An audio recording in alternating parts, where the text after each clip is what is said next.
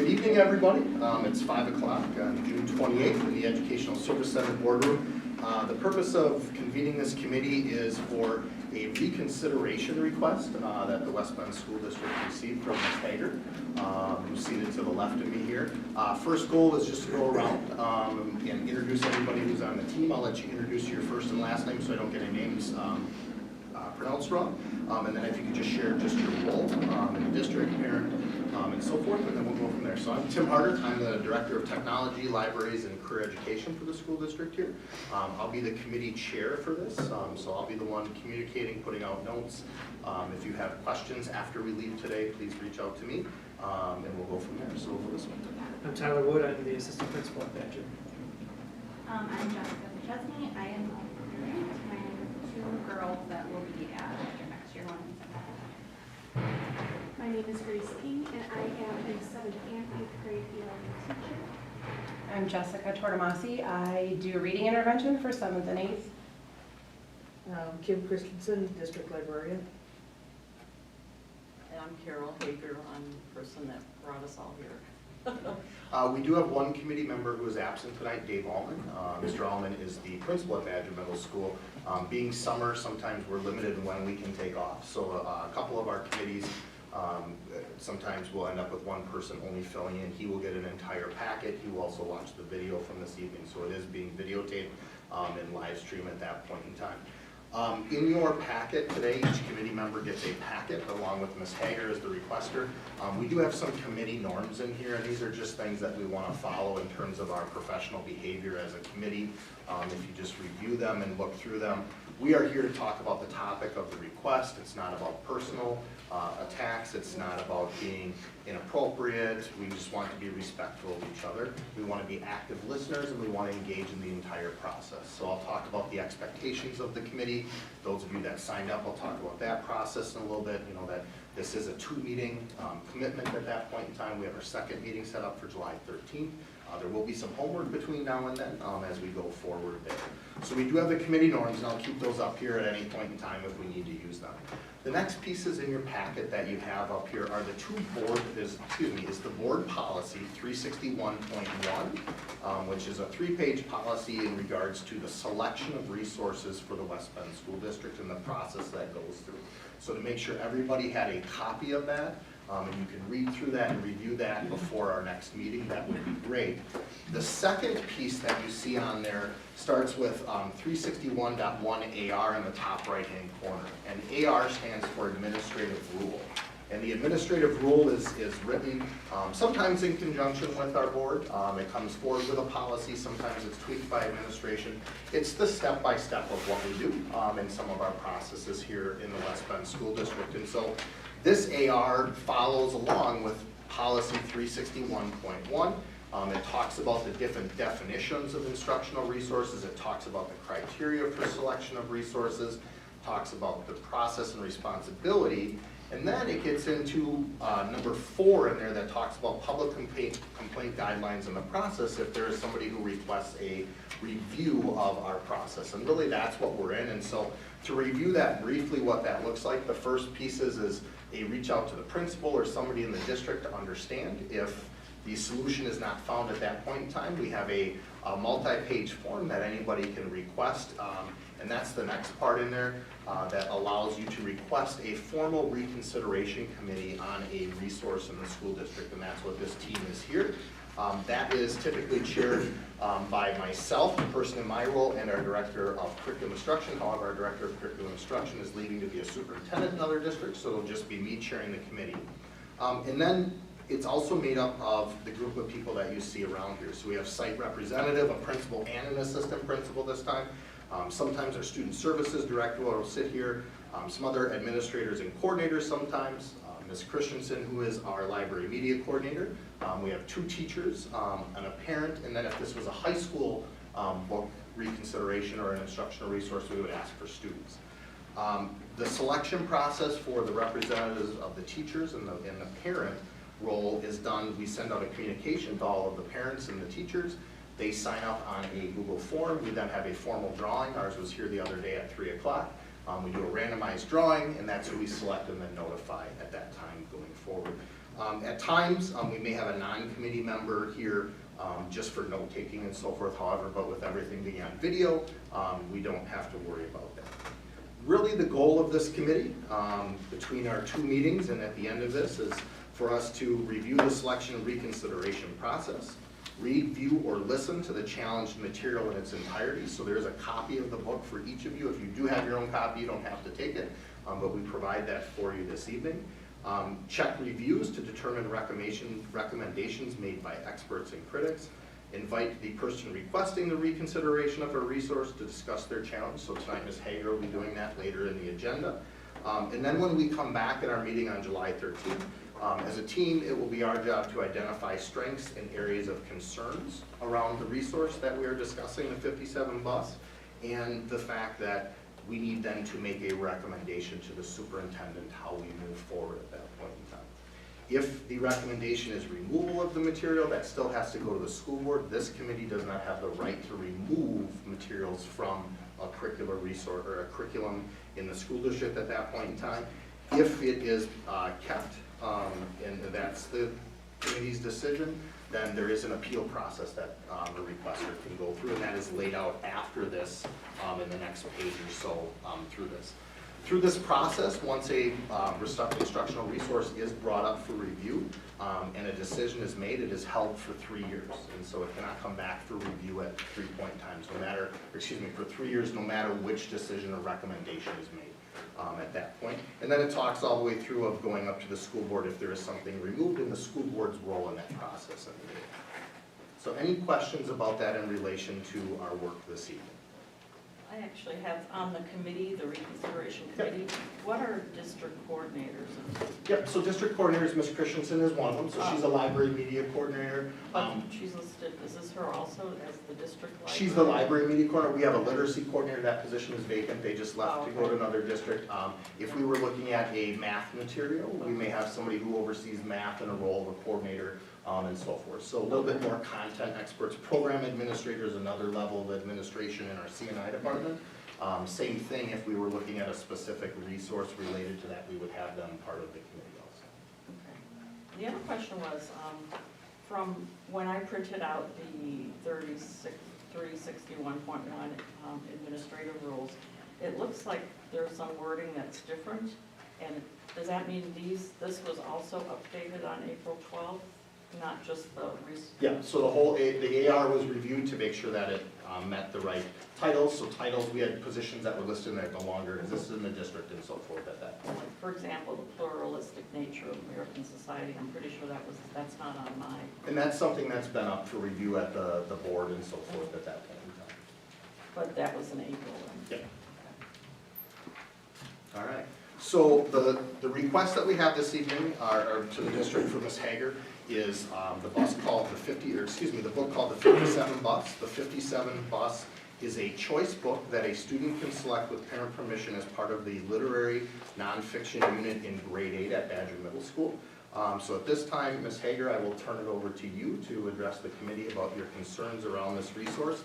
The committee did receive the entire packet that you turned in to Mr. Allman at Badger Middle School, so they have a copy of all that. But we'll give you that time, and then for the committee, you'll have opportunities to ask any clarifying questions, and then we'll go from there. In the past year or so, I began to see news stories about parents speaking at school board meetings about sexualized and politicized books in English classes. And then here in West Bend, I think back in March, a concern among Badger Middle School parents surfaced about the book, The 57 Bus by Dash Slater. It was a title that students could choose from a list of books offered to 7th and 8th graders in English class book clubs. Parents were to give permission and choose whether books were appropriate for their own son or daughter. The school district responded in a newsletter and a s'more message, but the statements didn't mention the controversial nature of the 57 bus and why parents were alarmed. In fact, it sounded like the district felt parents were at fault for trusting the district and not investigating the books on the book club list, even though the school district had chosen the book, paid for it with taxpayer funds, and offered it as a book club selection. Further digging found that no short synopsis or review was provided for each book on the list, just a title. And then I and others began to research the book. According to the website pluggedin.com, the suggested ages of the readers was 15 to 18 years, not middle school age. And in fact, the 57 bus, as you all probably know, is also used in junior year English 3 classes. CommonSenseMedia.org describes the central plot of the 57 bus as an African-American public school teen boy named Richard who set fire to a sleeping, gender non-conforming white private school teen. Gender is the primary focus of the book, with even a chart of definitions inserted in the middle. Words including genderqueer, agender, intersex, cupio, romantic, and qua-romantic are defined in a list on page 33. Pronouns are also discussed in the plot as the white student wants his parents to use the pronouns they, them, and their. And I discovered when researching yet another book review site, booklooks.org, that it is very thorough and actually lists objectionable quotes with accompanying page numbers. In this case, you can find that, for example, on page 46 of the book, a boy leans out of a truck and yells, "Let me suck your prick." By the way, when I wrote a letter to the Daily News in late March about the book, the newspaper actually replaced the word prick with genitals, so they didn't want their readers to see the word prick. Booklooks.org also provides a profanity count for each book in question, and this book contains 8 times the word ass, the F-bomb 12 times, the N-word 5 times, and shit 8 times, among other assorted vulgarities such as bitch, mother effer, and pussy. This book definitely is leftist ideology, and it normalizes the LGBTQIA agenda and using invented words to influence children to use gender identity terms and to accept that people can choose their gender. This is sexualizing children using information that is not factual or scientific. Gender dysphoria is actually considered a mental disorder by medical institutions, including the Mayo Clinic and the American Psychiatric Association. A diagnosis for gender dysphoria is included in the Diagnostic and Statistical Manual of Mental Disorders, DSM-5. I find it really bizarre that 12, 13, and 14-year-old youth are learning unofficial terms about gender and sexuality, about a complex medical disorder, from an English language arts book and an English teacher, rather than a health professional in human growth and development class. As mentioned, the main character is a gender non-conforming student who changed his name from Luke to Sasha. On page 30, Sasha explained that there were other choices besides he and she, choices like it or they, or more recently invented gender-neutral pronouns like me, we, and z or she. On page 36, in the end, these were the terms Sasha felt described them best: agender, gray, cupiosexual, qua-romantic. Since most of these gender terms were unfamiliar to me, I checked the online Merriam-Webster dictionary.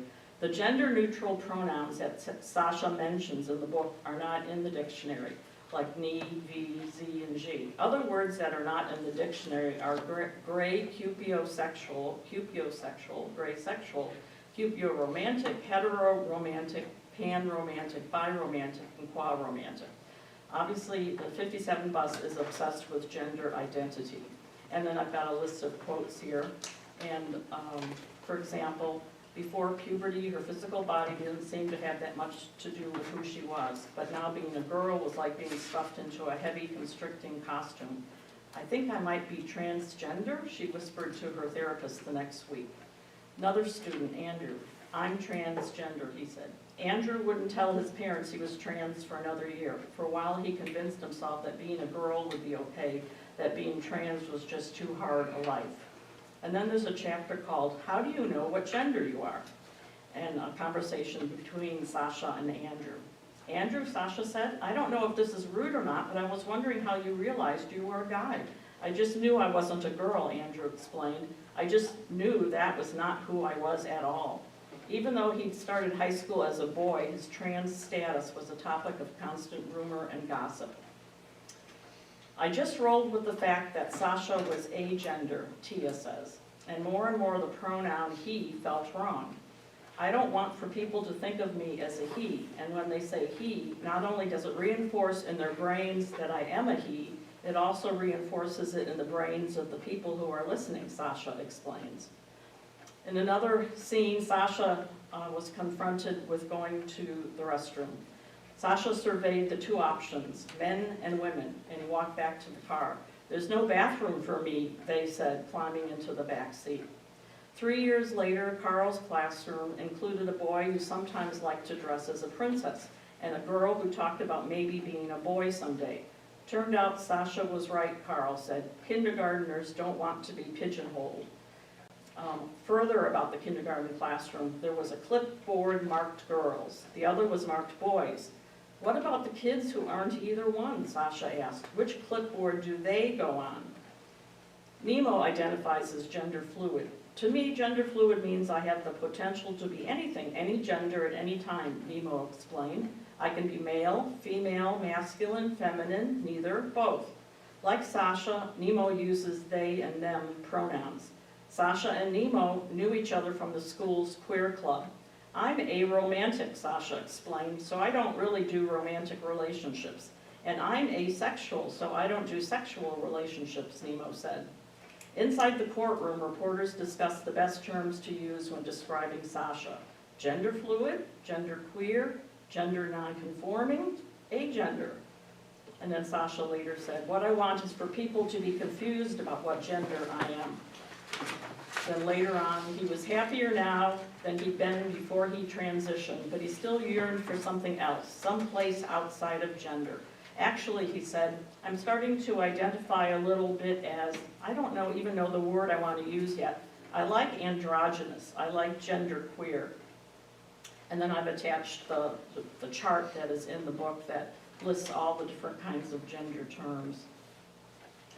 There are examples of social justice commentary. I'm going to skip that for time reasons, and examples of violence and profanity. And I'd like to share some of those since the profanity is pretty rough. The kind of kid who, when the girl at the desk next to him doesn't want to show him her binder, slaps her hard on the behind. The smack caught TC entirely by surprise. It hurt, and it was humiliating. Nobody had ever touched her butt before. Furious, she picked up a chair, ready to hurl it at Jeff. "Put it down," a classmate urged. "If you don't know anything about it, you need to shut the fuck up," TC shouted, her eyes filling with tears. And then there's, there was a security guard posted at the front gate to keep the craziness out, but there was plenty of craziness to be found inside, and they're talking about the school. A girl trying to slit her wrists in the bathroom, a fight in the hallway, students shouting, running, sobbing, rumors about who got shot and who hooked up, who was looking for whom, and what they'd say when they found them. Another scene. "I don't give a fuck about them flowers," the guy said. "Why you got to be like that? Just respect her flowers." Now it was a challenge. "Fuck them flowers," the guy said. "I'ma come back and shoot this shit up." And then the actual scene where Sasha is set on fire by Richard. Sasha leaps up, slapping the flaming skirt. Oh fuck, he said. "The skirt looks unearthly, impossible, a ball of white fire." "Ow, ow," Sasha screams, voice high and terrified. I'm on fire." Their hands snatch at the skirt, shaking it, waving it. Specks of flaming fabric swirl through the air. Sasha runs for the door, it's a bus, and finds it closed. They turn, dance in place, screaming. "Oh my God, who would want to do some shit like that? That's fucked up, that's hella fucked up. Real stupid motherfuckers, man," he bellows.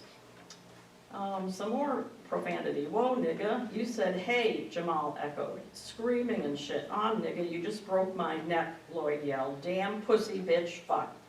"He's the one who smacked my ass," Jeff finished. "No, you're the one who smacked my ass. I'm the one who smacked your ass." As if the profanity and the pronoun craziness isn't enough, the author also pokes fun at Catholics and Christians. For example, they talk about leaving room for Jesus when a couple got too close together on the dance floor, and talked about a chaperone at a Christian prom. Then another incident. Tia's mother is a costume designer. She had made Sasha a ball gown as a gift using fabric donated by the Sisters of Perpetual Indulgence, a San Francisco charity and street performance group that calls itself a leading-edge order of queer nuns. As I've demonstrated, the 57 bus is extremely graphic and profane. The book has no literary value, And in fact, I believe it was chosen in part for social emotional learning purposes. As you might remember, parents and residents were concerned about the infiltration of SEL. And despite many speeches at school board meetings and letters to the media, the school board at that time approved SEL. This book fits perfectly with one of the aims of SEL to promote teachers as counselors as they lead discussions of a psychological nature about mental health disorders. Children learn to turn to their teachers for support and guidance, and the influence of family values is diminished. Is this really the best we can do as a school district? Is it really going to be harmful to swap this book out for one of a higher caliber that is maybe uplifting and character building? Would it really be that difficult to find one that won't violate School Board Policy 381 on controversial issues?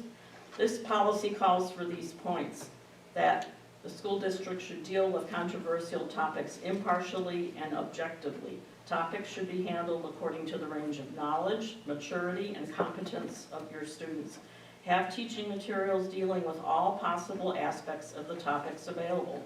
Take up issues that are current and real. You will be able to find up-to-date materials in the current press. If the district insists on keeping the 57 bus on the middle school reading list, I would suggest that another resource or two should be mandatory viewing or reading to provide a balanced counterpoint. And for example, a video produced by Matt Walsh, What is a Woman, is highly recommended. Why should this book be considered controversial? Because a large number of citizens believe that there are two sexes created, male and female. The 57 bus pushes the belief that gender is not determined biologically, but is a choice. It is irresponsible of the school district to embrace this ideology with young teens and tweens who are easily influenced by peer suggestions and attractive lifestyles. You just have to consider social contagion such as smoking, drugs, and drinking. Some experts call this grooming and pandering to the LGBTQIA+ agenda. The general public is under no obligation to use words like cisgender and genderqueer. Why are these terms and identities then being pushed on our children? It's not a long jump to go from using gender identity terms to believing one is trans and accepting gender-affirming care, such as hormones and mutilating surgery. This book is definitely not age-appropriate. Middle schoolers are not of the age of informed consent. No information was provided to parents and caregivers about the nature of this book. Most of us use the movie rating system to help us decide what movies are appropriate for our children. Minors are not allowed to view each and every movie, especially if it's R-rated, where minors under 17 require an accompanying parent or adult guardian. Referring to one of the harsher sexually derived words, this is from Wikipedia.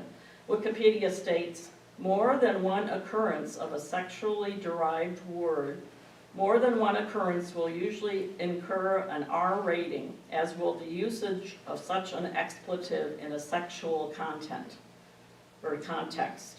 This begs the question, why is this book with multiple sexually derived words with 12 uses for the F-bomb, why is it being offered to 12 and 13-year-olds? More than 1,600 books were removed from schools during the last school year, 2021 to 2022. And the 57 bus does appear on this list, ranking number 35. This is across the whole country. This is not the only time a book has been challenged in Wisconsin. During last school year, there were 29 requests for books to be removed from Wisconsin schools, and 7 of those 29 were challenges for the 57 bus. And despite the large amount of press about Virginia school boards this past year, Virginia only had 19 requests for removal versus 29 here in Wisconsin. 41% of the reasons to remove a book included explicit discussions of LGBTQ issues.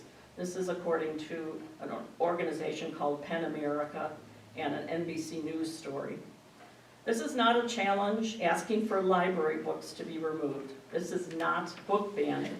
Families are able to find this book at the local library, or they may buy it from Amazon. This involves curriculum and the ability of parents and taxpayers to determine what material is appropriate for certain age levels. Families have the right to oversee the curriculum that has been chosen by bureaucrats and administrators at the state and local levels. The current process for choosing English books for classroom use is obviously flawed and without public oversight when a disgusting book like the 57 Bus is deemed acceptable for 7th and 8th graders. Parents have a fundamental right to direct their children's upbringing, including education and values. These rights do not stop at the classroom door. It feels as if Badger classroom doors have been slammed in our faces as our community's middle schoolers are being fed liberal ideology, profanity, and vulgarity. And I wanted to thank all of you for serving on the committee, because I know some of you are, most all of you are volunteers. So I just wanted to thank you for your time and your interest in this subject. Thank you, Ms. Hager. All right, anything else that you would like to share with the group this evening? I don't think so. Okay, all right, so for the committee, are there any clarification questions about Ms. Hager's concern, her request? On the request, reconsideration of instructional form is that the 57 bus, the action that she is suggesting the committee consider is a removal of the material from specific grade levels, in this case 7th and 8th grade. It is a choice book in 8th grade currently at that point in time. So clarifying questions. Is this book also available in the library for students to check out? It is not currently available in our library at Badger Middle School.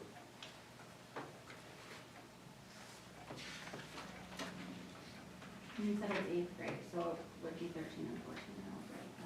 Approximately.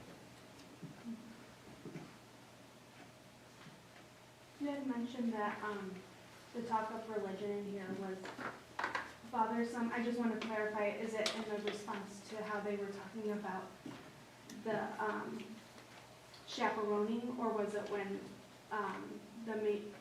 one of the protagonists is talking about reciting Job, and he's talking about how God has brought him to forgiveness and that he's asking for the same forgiveness? Is that part as problematic as the other, or just one of The examples that I gave, to me, they're both problematic, because to me, they're both making fun of Christianity, and especially that group that they mentioned that donated fabric. Not that one, here, there was where Richard, he becomes a Christian when he's in prison, and his mom is asking for prayer from her prayer groups, and he is like studying Job during that time. Is that part of the? I only listed a few of, not everything, and if something didn't seem problematic to me, I didn't list it. Okay, so just the ones that are there. I have a question about the process for these books. In my experience with my other kids, usually their teachers will send out a list of books, and then parents are allowed to opt out if they feel that that they don't want their child reading that book. That is correct. The expectation though would be that the parents do their own research on what the books are about. And there's a separate process, and the board is already looking at that. The policy, the AR, and all of those things, and some of those expectations to look to expand what goes in there, but that would be outside the scope of this committee to determine that. But that is the current process. Okay, and we've actually updated it this year, mid-year. We will show a slideshow of what the book is and a little synopsis of it. And so that is accessible to parents as well, because it's on the Canvas page, so we will post that. So parents can see a synopsis of all the books that we are making available to the students, but we also have moved forward to that we cannot move forward with the book clubs until we have a signed signature. So we, our first is that we, within the same day and week, we need to email it home through Skyward, and then we do send a paper home copy. And then if we don't get those two, we have to reach out 2 more times to parents directly to make sure that their child, they know what book. And a lot of teachers actually will send a slip home after what book, and usually kids will circle the books that they want to read prior to their parents signing it, so that they know which books their child is interested in, because we do respect those family values of wanting to whatever is comfortable for you and your student. When did this happen, that there was a synopsis and a review? From what I understand from the folks that, told us about what was happening at Badger, that they just knew of a list. Yeah, so that list, we've updated that process mid-year. What does that mean? That I would say probably around January, where we had to have the signature. I think it was early or late spring, we changed to needing a signature rather than just a list, so that we are not being passive with our parents. We want to make sure that we are being direct with what we are giving you, and that you know who it was, and the authors and the books that are available. And then those slideshows that have like the description on it, those have not been a requirement. However, we find that that's the best way to engage students and what books are available. So most teachers, we, at least in the 7th grade level, have shared our different PowerPoints so that people could see, like, this is the book, and we even, if there was a trailer to a movie that was similar to it, or we will read Goodreads to it, which will share a little bit more of the synopsis going into detail. So do the synopses discuss profanity or vulgar words or sexual situations? Because there are many synopses of these books that I can find online where you have absolutely no idea. Yeah. So Carol, I can speak to that. So a little outside of the scope of the process and all that, that would be another group to deal with that. That's fine. So one of the things we are doing, I shared with you, we put on the book Reconsideration website on the webpage on the website. One of the things we are doing is providing a variety and some listing blue, adding different book reviews as different professional reviews, because each one may be a little different, and provide opportunities for parents and community members to look at all of them. Okay, my question would be, they're getting this stuff from the middle school, you're getting stuff on the website. There are parents overwhelmed right now who thought all they had was a piece of paper with the names of the books. So parents, as we all know, are very, very busy. And sometimes if they're working, they Yep, don't have a lot and of that'll time. be for that group to decide which sites they will send out and all of that. For us, it's really just the reconsideration of this material at that point in time. But who makes up the reviews then that the teachers are That'll be sending out? for the CNI department to work with administration. CNI? Curriculum instruction, I Okay. apologize. They will actually write up these reviews? They will probably pull them from professional journals, or even link multiple reviews from a variety of different professional places. Right, because once again, you can read some of these book review sites, and you might not even realize what really is going on in the book. For example, Common Sense Media is a little bit more moderate, and some of these others are a little bit more conservative and tell you many more details about the sexual activities and the vulgarity. Can I ask what drew your attention to this particular book? This book, I belong to a conservative group, I have to admit, and there were parents anonymously reaching out to this conservative group and saying that there was this really nasty book that their children were being asked to read. And so a lot of us didn't understand exactly what was going on, so we were trying to get some clarity. And that's when we found out that some people thought there was just literally just a list with titles, some parents did. And we kept, trying to figure out, is it a required book or is it a book club? And parents were confused about it all. But that's how we came upon it. Yeah. Carol, what grade levels are your children in our district? My son is 23. He graduated 5 years ago. So I'm not a parent, but I'm a taxpayer and a resident. I'm very concerned about the future of our children. If they're reading very vulgar and obscene and books like that, what are they going to become as adults? So I also have a background in education. I have a master's in secondary education, and I worked primarily in museums where I developed educational programs for all different age levels, even for seniors. So I feel I have a good, strong background, and my major was actually, my undergraduate was a history degree. So you say in your write-up here, during the last school year, there were 29 requests for books to be removed from Wisconsin, and 7 of those challenges were for the 57 bus. Out of those 29 requests, how many of those were actually eliminated? I don't know, I don't have the document in front of me. Okay. You can print it out, go on Pen America. Okay. I gave you the website there, I think I did. If not, it's just look up Pen America, and they have all kinds of articles about books that have been asked to be removed. I think it's a fairly moderate site. I don't see it as being a politically biased site.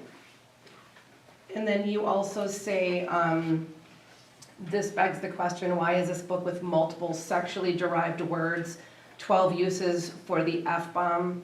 Can you clarify for me what is sexually driven about the F-bomb in the way that it's used in this context? Well, the F-bomb originated as a word about intercourse, right?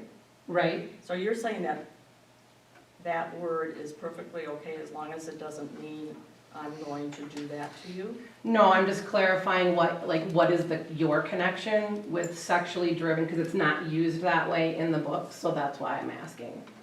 I see it as a sexually related word. That's the way it originated, just like the word screw. I know we all use that now.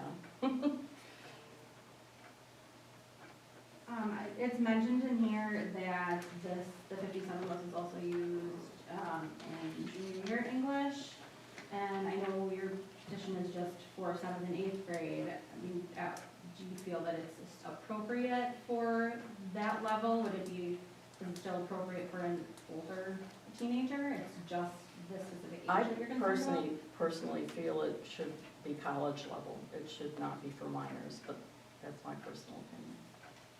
And also, I should mention that, as I mentioned in my speech, the R rating is given to a movie if it has 2 utterances of the F word. So whether or not it's sexually related or not, it gets an R rating. And those are for, kids have to be, 17 to see an R-rated movie with an adult. So, I mean, it's not acceptable in our community. We don't use the F-bomb here in a meeting like this. We could, I guess, if it's not sexually related, right? I do have a question in regards to the gender dysphoria. Mhm. Because I looked up gender dysphoria as well on the psychiatry website, so the American Psychiatric Association. And I guess, could I have a clarification on the gender dysphoria? You're concerned that kids will experience that, or that, Kids are very impressionable at that age. As I mentioned, they are, quick to try drugs and drinking and, their social peers, and they read a book like this where it seems to be perfectly natural to choose a gender, which is, many people believe, and many scientists believe is not appropriate or is not really, you can't do it unless you have the surgery. You still have the same chromosomes and DNA. You're not changing your sex. Where are we going with that? yeah, and so the Oh, question with it It's is. just, I feel it's a very heavy topic, and to be talking about it as if there's absolutely nothing wrong about it, other than maybe kids get bullied, I mean, that's not nice. But to talk about becoming trans in such a way that children might be influenced in thinking. I mean, we have a huge, I can't give you data, but I keep reading articles, there's a huge increase in young people who now believe they are trans or bi or whatever. I mean, it's like astronomical compared to previous generations. Yeah, I was looking on the website with the American Psychiatric Association. It actually said that the gender dysphoria, the best way, the treatment plans for gender, and I can share the website with you if you'd like, is actually to use, include individual adopting pronouns, names, variation of gender expression, and to be able to have books and affirming materials available to them so that they can become, gender dysphoria is not a trans or bisexual or agender person, it's actually prior to that. It's not all trans people experience gender dysphoria. A lot of trans people actually know right Yes. away that they are a different Yes, I gender know. in their I know body. that. So I just want to make sure we clarify with the gender dysphoria, it's,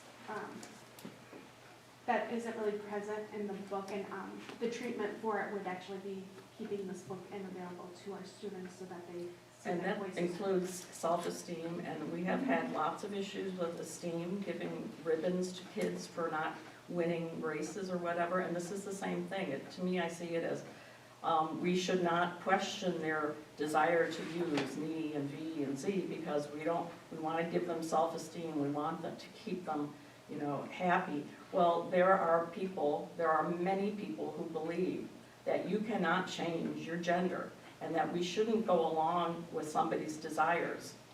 I mean, there are churches that, I mean, huge churches that believe that you don't go along with it.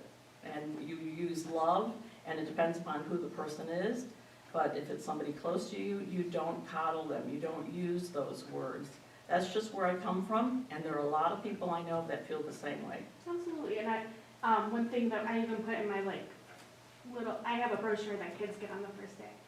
And we have so many religions that are represented at Badger, and I love it because it brings about a lot of conversations between kids and their families, and in a positive way. I like hearing, I've been invited to a lot of church events and stuff, and find that to be a positive influence on kids, self-esteem, to be in groups and stuff. And we do, I just want to verify that as teachers, we are very mindful of the different religions that are represented at our school. And that's why we do like to put these lists together. I went back through the curriculum where this book is an option, and actually it's never used in the curriculum itself. The only page is that there's this one page, and it's supposed to be like just like a picture. No, it's just actually supposed to be a picture, be like, hey, this is a choice that you can do. And when I talked to a lot of the other 8th grade teachers, they said they actually preferred to use the other ones because they. What are those pages? They don't belong with the book, do they? No, that's No, a separate. no, this is material. student examples from another school. Is that about, the different genders? Is that what that is about? No, so this I is don't understand. that's okay, sorry, I should clarify. So when I went back to look through the unit, so it's used in one unit is an option for this book. And there's one day on session 11 where it talks about kids creating a infographic. And the infographic is like creating a picture with some information. So this one is about Hamilton's beginner recipe for a good government. So like Hamilton and the government. And so Grace, to clarify, yeah. those are just what the kids are doing after they read the book? yeah, right? so That- this So I choose my book, and then I'm creating that as You're my creating a Yes, component. review So- of Yeah. my learning. Yeah. There was confusion among the same parents that right, yeah. So the this is never used for infographics were the gonna be posted no. after reading the 57 bus. Not the specifically, no. I think most of the, well, I can't speak because my classroom would be different. Most of them send those infographic home with the students for their own personal use. It's more used for an assessment. I believe it's a formative assessment, not a summative. It would be the yeah. equivalent of writing the review paper or whatever. Yeah, showing it's just what more of a they creative read, way to so. doing it. But I would like to clarify, we would never want a family to feel uncomfortable and feel that their values were not being heard or seen at our school. And so we're mindful of that when we pick, when these books are available, we would never force a family to read this book. Right, but for a Yeah. while, there was no description of the books, it appears, and a parent would have to spend an hour going through every book online. That was a concern that many of us had, that it would be impossible for many parents to actually even Yeah. go online and read reviews, and it's taken me a long time even to research this book. Yeah, My question is what the unit is why is this being used? What's the name of the unit, or what is the This one thing? is literary nonfiction. So the 57 bus is actually a true story. You can look it up online. I believe the abuser in the situation is actually the one who started the fire, is actually getting out of prison in the next year or two. As far as I know, I haven't clarified that. But yes, it's literary nonfiction, so it's supposed to, the books that were picked are supposed to be in that in-between stage of when you read it, like getting information on being able to come up with that idea on your own. Like, the 57 bus does provide a good conversation piece because I read it and I told my husband after I read it, I was like, man, I don't know if this was, like if I agree or disagree with that kid going to prison. And so that's where I believe Lucy Calkins, she has like a list of books that she suggests, and I believe that's when, as far as my understanding is, with the curriculum being adopted into our school, that they picked some, what they did is they picked some books that were part of the curriculum that were suggested by Lucy Calkins, who created that, and then other books were, she's the creator of the units that we use. And what is the theme? I mean, it's just literary Literary nonfiction So is that- the theme. Yes, There's no it's, theme within yeah. that. Well, the nonfiction itself, it's looking more at like how there's different types of nonfiction. So this book is read more like a novel, like you almost see them as characters at some points. Well, I can't believe that all the conversations are absolutely accurate. It's probably like Little House on the Prairie that's based on true biographical details, and then the author filled in to, because Little House on the Prairie is considered fiction. She interviewed and she used the bus tape videos to get anything that's in quotations was quoted by a person in an interview or from the video footage that was in there. For the rest of it, I'm not sure of the style of the writer, but the purpose of it was these nonfiction books. In 7th grade, we use nonfiction books that are very like point, like when you open a standard nonfiction book and it's like, here's the fun facts about the Titanic, or here are interesting facts. And so what we're doing from that shift in 7th to 8th grade is that, hey, in 7th grade, you get to look at these books where they're more just straightforward facts. And then when you go to 8th grade, your nonfiction books can read more like a novel, kind of just exploring that different books are available in both fiction and nonfiction. So you really could replace this book with many, many different styles of nonfiction then. We have about, I want to say 30 books that are on this book list for kids to choose from. So, But I mean, if this book was removed from the book list, there'd be multitude of books that you could choose from to replace it. yeah, I think. Yeah, so if that happened, if that was the process that went Right. through, then the curriculum team upstairs that I'm just saying, supports that would go through that there process would not be a to problem. determine if there is a new book or not. There would not be a problem, because if you're just looking at nonfiction in general, more of a novel, I mean, I'm sure there's many, many possibilities that would be less offensive to many people. One of the things that we find is that with literature, just like in medicine, right? There's a lot of advancements on, different medicines and x-rays and surgeries and different ways to deal with different things, right? And so when you went to school, my guess was that this kind of stuff it was not discussed. You probably didn't see these people, in your class. It wasn't talked about, it wasn't seen. It is highly seen now in 2023. And so we need to change to be accepting of all of our students. And I think you can be accepting of all students by being kind and compassionate without reading vulgar words Yep, over and over again. I mean, this Yep. book has many vulgar words, and And there are other books similar. I think, just so you guys know, that'll be part of our conversation of strengths and concerns of the Yes. resource when we come back. So Yes. we're a little jumping the game, ahead in some of Sure. those things. Just cognizant of time, are there other clarifying questions from the team? Otherwise, I'll get into the whole, what our next steps are and what we look at when we. I just have a couple more things here. You said children learn to turn to their teachers for support and guidance, and the influence of family values is diminished. Are you saying that the family values in this book are diminished? No, that's an example of social emotional learning.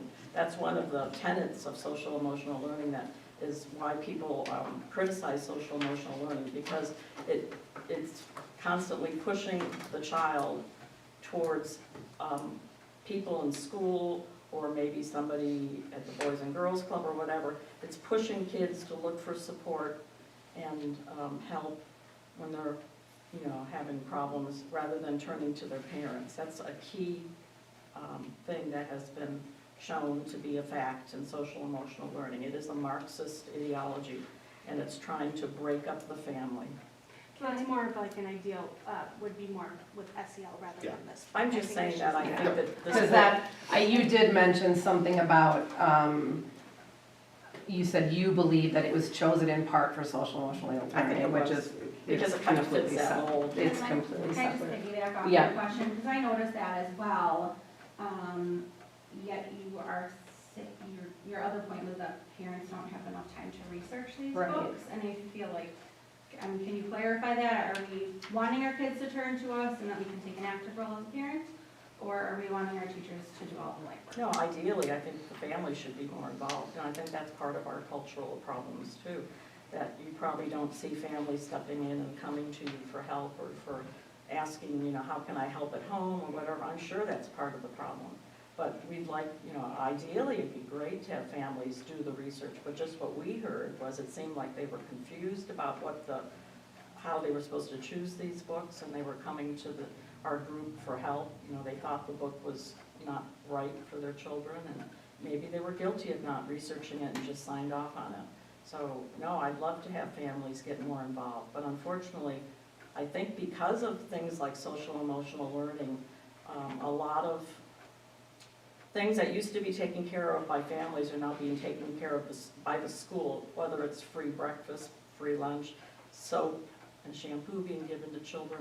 I mean, there's a lot of things that families seem to be slipping on these days, and we can't solve that problem, but that's just my feeling. Other clarifying questions about the 57 months?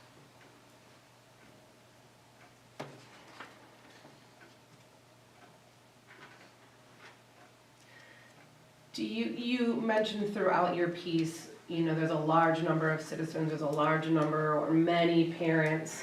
Do you know, because you've got numbers for other things, do you happen to know how many of the parents actually had kids in the classroom this past year that had That information questions? is confidential. I would love to have been able to survey the parents of the kids that had the book clubs that included the 57 bus.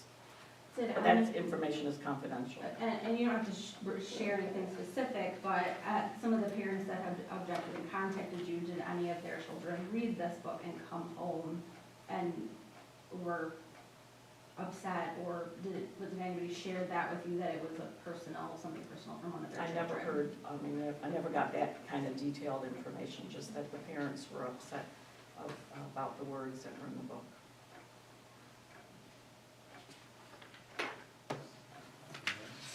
I think, you know, you might have a parent here, but I believe there is great fear, as when my son was in school too, that if you complain and ruffle feathers too much, that your child might actually have some difficulties in the classroom.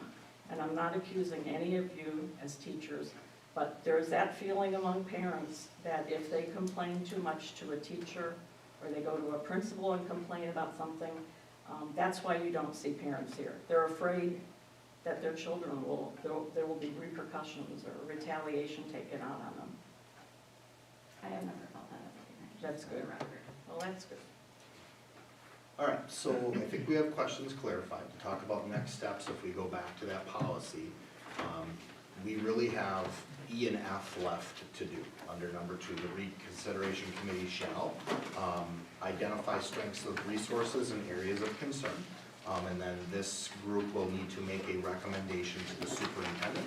That recommendation will be written up. That recommendation would then a copy be sent to this entire team, Mr. Allman, Ms. Hager, and the superintendent at that point in time. So that is the work that we have in front of us when we meet on July 13th at 5 o'clock. And as of now, we're going to meet back in this boardroom.